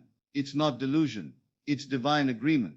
Because when you say I am, and truly believe it, the world must echo back what you have declared. Neville taught that God's name is I am. Not I will be, not I might become, but I am that I am. Exodus 3:14. This is not a riddle, it is the key. When you assume the feeling of the wish fulfilled, not just occasionally, not just when convenient, but as a dwelling place, a home for your soul, you become the embodiment of that which you once sought. You collapse the separation between you and your desire. The moment you say I am wealthy and believe it, truly believe it, the reality must conform, not because of luck, not because of force, but because of law, spiritual law, law that is faithful, eternal, unbending. But here is what many forget. This is not about simply thinking differently. This is about feeling differently, about letting the assumption soak into your nervous system until your heart beats in rhythm with the new state. You walk differently. You speak with softness and conviction. You release attachment, not because you don't care, but because you know it is done. You let go of the question when, because it no longer serves you. Be still, and know that I am God. Psalm 46:10. In the stillness you know, and in the knowing you no longer grasp. You receive, you allow. And yes, there will be moments when the old man, the former self, resurfaces. He'll whisper doubt. He'll invite fear. He'll show you the lack, the delay, the evidence of what seems to contradict your assumption. But you must not entertain him. You gently smile, acknowledge his voice, and then return to your state. Because living in the end is not about perfection. It's about persistence. It's about remembering, again and again, who you are and where you reside. And even if the world tells you otherwise, even if nothing changes for days, for weeks, you do not shift, because you are not responding to the world. You are calling it forth. You are the origin. And when the origin is firm, the reflection must settle. This is why Neville often said, dare to assume, because assumption is not passive. It is courageous. It is rebellious in the face of appearances. You see the lack and declare abundance. You feel the absence and claim presence. You witness delay and walk in completion. This is faith, not as hope, but as certainty. And in this certainty, time folds. Opportunities arrive from unexpected places. Doors open that were once sealed shut. People show up. Conversations unfold. Synchronicities align. Not because you chased them, but because you dwelled in them. Because you believed so deeply, so quietly, that the universe had no choice but to agree. And so it is. The moment you detach from the need to see it now is the moment you allow it to come faster. Time is not your enemy. It is your servant, and it bends to your inner conviction. Neville reminded us, time only exists to arrange the bridge of incidents, those seemingly unrelated events that carry you step by step from desire to fulfillment. But you are not to concern yourself with the how that belongs to the unseen. Your only task is to dwell faithfully in the end. Commit thy way unto the Lord. Trust also in him, and he shall bring it to pass. Psalm 37:5. What if tonight, as you rest your head on your pillow, you truly let go of striving and slipped into the end, not as a visitor, but as a resident. Imagine the peace of knowing that what you asked for is already yours. Imagine the tension that would leave your shoulders, the soft smile that would find your lips, the stillness that would wash over your chest. That is what it feels like to live in the end. To feel the relief of prayers answered, not years from now, but now, this moment. Even before the evidence arrives, the experience is already real to you. This is the art of collapsing. To no longer place your fulfillment on some future shelf far beyond your grasp. You breathe it into the present. You wrap yourself in it like a warm garment. It's no longer someday, it's I am. Even when the mind protests, even when logic rebels, the spirit whispers, yes, yes, this is who you are. You've known the hunger, but now you taste the bread. You've wandered the wilderness, but now you see the promised land. You walk differently when you know it is done. And that walk, that confident, quiet walk of the one who already is, becomes the magnet. Not a frantic pace, not the energy of chasing, but the rhythm of someone who has already received. Therefore I say unto you, what things soever ye desire when ye pray, believe that ye receive them, and ye shall have them. Mark 11:24. Did you hear that? Believe that ye receive them, and ye shall have them. Receiving begins in the invisible. If you cannot see it within, you will not see it without. Neville would tell his students, go to sleep each night in the feeling of the wish fulfilled. Let your last thoughts be saturated in the world you wish to inhabit, not as fantasy, but as fact. Not I hope this happens, but it is done, because consciousness is the only reality, and what you accept within must unfold without. Even the delays are obedient, even the detours are divinely appointed. Every pause is a recalibration, a space to anchor yourself deeper into the end, to prove to the universe that your assumption will not waver. You become like a tree planted by the rivers of water, unmoved by storm or season, because your roots go deeper than sight. They drink from the unseen. Blessed is the man that trusteth in the Lord, and whose hope the Lord is. For he shall be as a tree planted by the waters. Jeremiah 17:7. Eat. When you live in the end, your faith is not loud. It doesn't need to be. It is soft, calm, and certain. You carry the inner knowing like a flame cupped in your palms, gently, reverently, protectively, because you know the flame is what warms your world into being. No one else needs to see it. No one else needs to agree. You do not broadcast your assumption, nor do you seek validation for it. You simply dwell in it, with grace, with patience, with joy, and the world, like a mirror, must eventually reflect it back. It cannot do otherwise. So tonight, as your eyes grow heavy and your breath softens, let yourself fall deeper into the end. Hear the sounds of the life already lived. Feel the warmth of the reality already claimed. And as you drift into sleep, carry this gentle truth. You are already there, and everything around you is only catching up. To live in the end is not to escape reality, but to sanctify it. You are not denying the facts, you are declaring the truth that lies beneath them. For facts are but shadows, temporary, mutable, but truth is eternal. And truth is that you are already what you seek to become. Before they call, I will answer. And while they are yet speaking, I will hear. Isaiah 65:24. The divine does not wait for your external world to shift before responding. It moves the instant your inner conviction settles into being. In the silence of your inner world, you plant the seed. And though the ground above may seem still, beneath the surface the roots spread. The soil warms. The sprout prepares. But only those who wait in faith can witness the bloom. How many abandon their assumptions just moments before the evidence arrives? How many dig up the seed because they do not see the harvest? But you, beloved listener, you are learning to trust the unseen. You are learning to feel it real. You do not need to force the outer. You do not chase results. You do not beg for signs. You rest in the knowing that it is finished. Because when you walk by faith and not by sight, you become like the wind, invisible yet powerfully present, moved not by appearance but by purpose. This is how time collapses. Not through urgency but through surrender. Not through haste but through harmony. When you surrender the need to control the timeline, when you release the urge to manipulate or rush, you step into a divine rhythm, one where events unfold in perfect orchestration, without strain. There is a sweetness in this surrender, a soft power. You begin to notice how things start aligning, not by force but by resonance. The right people, the right moments, the perfect words. They arrive not because you hunted them down, but because you became the version of you who naturally receives them. To him that hath shall be given. Matthew 13:12. To the one who already assumes they are rich, abundance flows. To the one who already believes they are loved, affection arrives. To the one who lives as though their prayer is answered, the world bows in response. You are not convincing life. You are simply embodying the truth, and truth once fully assumed bends the outer world into shape. So pause now, just for a moment. Feel the air around you, let your shoulders drop, let your brow soften, let go of time, let go of waiting. Sink into the presence of the version of you who already has it all. The you who is no longer seeking, no longer wondering. The you who is resting in the fulfilled state. Can you feel it? The shift, it's subtle, gentle, but it's there like slipping into warm water. You didn't run into it. You allowed it to hold you.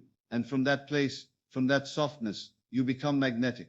Because the end is no longer ahead of you. It surrounds you, it breathes through you. You wear it in your silence, in your stillness, in your being. Neville taught that imagining creates reality, but the imagining must be from the end, not of the end. There is a sacred difference. To imagine of the end is to look at it from a distance. To imagine from the end is to become one with it. And once you are one with it, time becomes irrelevant. Because what is there to wait for when you already are? So when doubt whispers, smile. When delay visits, breathe. When nothing seems to change, stay still. For the true work is not in effort, it is in embodiment. And every time you return to the end in your heart, you draw it closer in your world. It is not far, it never was. It is here, within, waiting only for your agreement. The kingdom of God is within you. Luke 17:21. And you, dear dreamer, are the gatekeeper.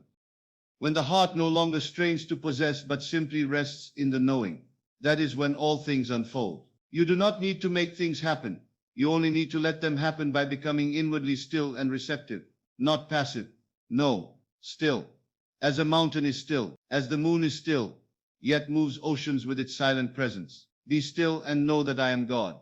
Psalm 46:10. To be still is to dwell in assurance. To live in the end is not to pretend, but to remember. For what is memory if not the echo of something already done? And what is faith if not living from that echo? Each moment you return to the state of the wish fulfilled.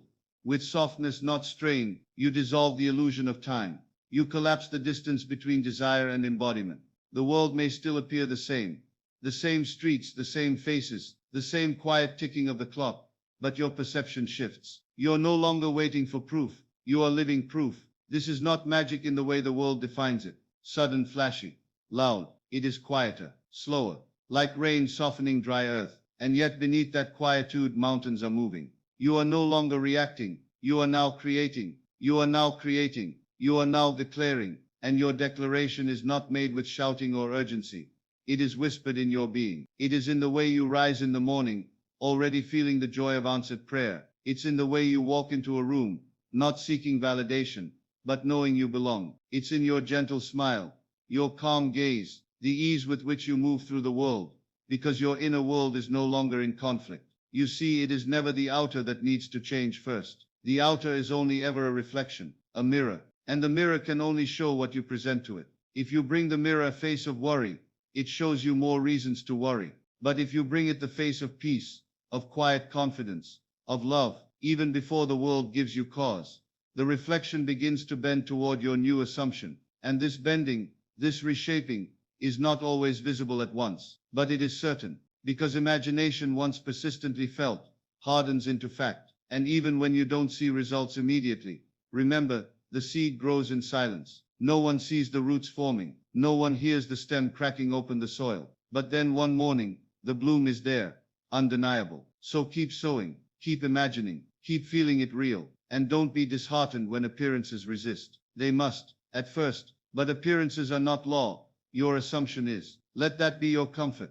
You do not need to be perfect. You only need to persist. Ask, and it shall be given you. Seek, and ye shall find. Knock, and it shall be opened unto you. Matthew 7:7. Ask and assume you've already received. Seek and expect to find what you are looking for. Knock and believe the door is already opening as your hand reaches out. There's no need to plead. You've already been heard. No need to struggle. You're already worthy. Let the world play out its drama. Let the facts swirl for a time, but you remain anchored in your unseen truth. Because as long as you live from the end, the world will rise to meet you. It has no choice. It is law, and that law responds not to desperation, but to conviction. So breathe, dreamer. Let your imagination be the place you return to each night, not to escape life, but to shape it. Feel the warmth of your desire fulfilled. Taste the joy of it. Hear the quiet rhythm of a heart no longer waiting, but resting. This is how time collapses, through faith. through stillness, through living, as if the end is now, because in truth it already is. To live in the end is not to push, not to chase, but to surrender to the invisible rhythm already unfolding in your favor. It is the quiet confidence of the one who knows, not guesses, not hopes blindly, but knows that all is unfolding as imagined, not by force but by faith, not in noise but in stillness. And this stillness is not void, it is rich, alive. You begin to feel it in the pauses between your thoughts, in the space where effort dissolves and trust begins, that sacred ground where you no longer affirm with words but with being. Let the weak say, I am strong. Joel 3:10. In those few words a universe bends. The world may label it denial, but the soul recognizes it as truth. You do not speak of what your senses report. You speak of what your inner eye beholds. And in doing so you plant the seed of transformation. Because life does not answer to the one who waits to believe. It answers the one who believes and then waits. Not in anxious anticipation but in still expectation. This expectation is not a tension in your chest. It is a loosening, a sigh. The knowing breath of one who has walked through the end, touched it in imagination, and now returns to the present not to wonder when, but to rejoice that it already is. You see, you do not manifest from the future. You manifest from a present that holds the end within it. There is no distance to cross. There is no time to wait. Only consciousness to shift. Only the veil to be lifted. Now faith is the substance of things hoped for, the evidence of things not seen. Hebrews 11:1. Faith is not absence of doubt. It is the presence of decision. The decision to remain loyal to your unseen vision, to persist even when the outer world still echoes your old thoughts. But it fades. Oh, it fades. What once felt solid begins to shimmer. The obstacles lose weight. The delays lose voice. And all that remains is the soft echo of what you imagine, making its way toward you, not from afar but from within. The shift becomes your reality. You stop seeking signs and instead become the sign. You walk with the grace of one who is no longer proving, no longer pleading, simply embodying. People around you begin to feel it. They may not understand it, but they feel it. A stillness in your presence, a certainty in your speech, a joy not tied to circumstance. And the truth is, this was always available to you.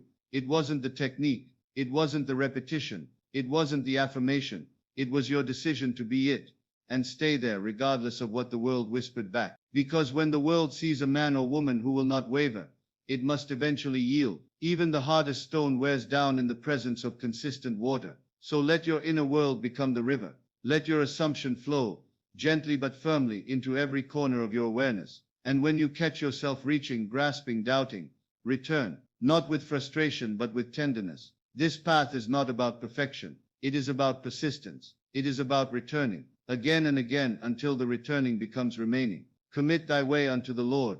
Trust also in him, and he shall bring it to pass. Psalm 37:5. To commit is not to stress. It is to offer, to yield, to place your dream into the hands of the divine imagination, and trust that its unfolding is certain. Not because you see it, but because you have already seen it within. So rest in the assumption that all is well, not will be, not could be. Is from that place let your life be a reflection, not of striving but of serene fulfillment. We have nearly reached the end. And now, as we settle into this last unfolding breath of thought, let the fullness of this truth rest gently within you, like the hush of dusk after a long golden day. The end is not far. It is not something to reach for with outstretched hands. It is not locked in some future moment that only time can reveal. It is here, now, quietly alive in the imaginal act, waiting not for the world, but for you to claim it as done. Before they call, I will answer, and while they are yet speaking, I will hear. Isaiah 65:24. This is the paradox and the promise. You do not create by time's permission. You create by assuming the end and resting in its reality so completely, so tenderly, that the world must mirror it, not out of force, but out of divine correspondence. There is a sacred rhythm to this, one that requires no effort to maintain. In fact, the more you strain, the further it slips. You cannot clutch a rose into bloom, but by providing the right conditions, it opens of its own accord. So too with your desires. You do not command them into being. You become the atmosphere in which they must exist. You embody the end, not by announcement, but by alignment. You smile more. You soften. You pause between your words. You love from fullness, not from seeking. You no longer react to life with urgency, because in your inner world it has already unfolded. You are no longer searching for signs, because you are the sign. You are no longer asking how, because you know who, and that who is not separate from you. It is the I am at the center of your being. Be still, and know that I am God. Psalm 46:10. Stillness is the bridge, not silence of sound, but silence of doubt. A holy hush within, where no panic resides, where no striving tugs at the edges of your soul. In this stillness, you hear the echo of fulfillment. In this stillness, time bends, collapses, bows to your inner certainty. The moment you stop waiting for it to happen, and start living as if it already has, you have collapsed time. The delay dissolves not because the world moves faster, but because you have stopped separating yourself from your desire. There is no when, there is only now. This is what it means to live in the end. It is not a performance. It is not acting to convince anyone, not even yourself. It is the quiet dwelling in truth, the relaxing into the feeling that it is done, and always was. The world is clay. It takes shape according to the contours of your faith. Every morning you wake in the end, every breath affirms it. Every thought becomes sacred soil, and you choose what to plant. And what you plant, you shall reap. Not by anxious toil, but by faithful rest. And God saw everything that he had made, and behold, it was very good. Genesis 1:31. Let that be your view now. Look upon your world, not as it appears, but as it is in your imagination. See it. Very good. Feel it. Very good. And let that feeling carry you, not just into sleep tonight, but into waking tomorrow. Let it become the soft pillow upon which your thoughts rest. Let it become the melody behind every step you take. You have no need to rush. You are not behind. There is no time to catch up with, for the end already lives within you. Breathe.